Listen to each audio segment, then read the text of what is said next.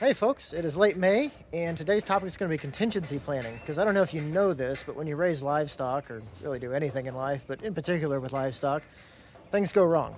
Things don't go how you expect or how you plan.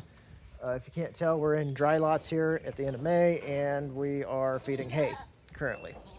Now, I always go into this is one of my contingency plans, is that I go into every grazing season, I always want to have 2 weeks of hay on hand. And that 2 weeks of hay buys me time to figure out longer term solutions, or just buys time in general. And that's kind of what we're using it for right now, is to buy time. There are a lot of different things that could have happened that would cause me to start putting them in dry lots and have to feed hay right now. A significant acute predator problem,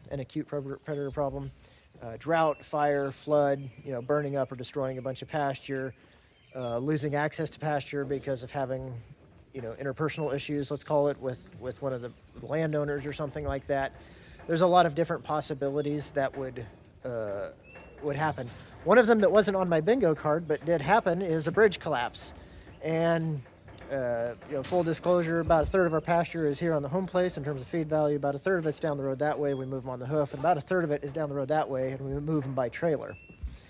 And the bridge is that way, and it's between here and the pasture, and it's made it to where it is just too risky to try to get them over there. There is a couple of other routes that we could take, but they're significantly further, and they have challenges as far as being even worse in the case where we get mudded out and we can't get them in there or can't get them back out, which would be a really big problem. So just opted to, for my sanity, we are going to just kind of utilize this contingency and put them on hay. Kind of hurts my pride a little bit to do that, but at the end of the day, I think it was the best business decision. So, like I mentioned, there's a lot of different things that could have caused us to use this contingency, but I'm sure glad I had it on hand, and I'm sure glad that it was part of a plan of, like, what am I going to do if this, or this happens, or something totally unexpected. You want to think about different contingencies in your operation, and you can't have secondary, really good secondary plans for everything, but you do want to plan for those big risks, and what you're going to do when those things do happen.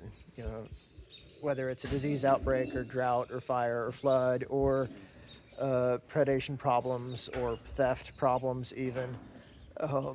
Your situation is going to be unique. You're going to have to do that kind of risk assessment, risk mitigation on your own. But one of the things that I do is I always try to have at least 2 weeks worth of feed on hand. And I'm sure glad I had it this time around.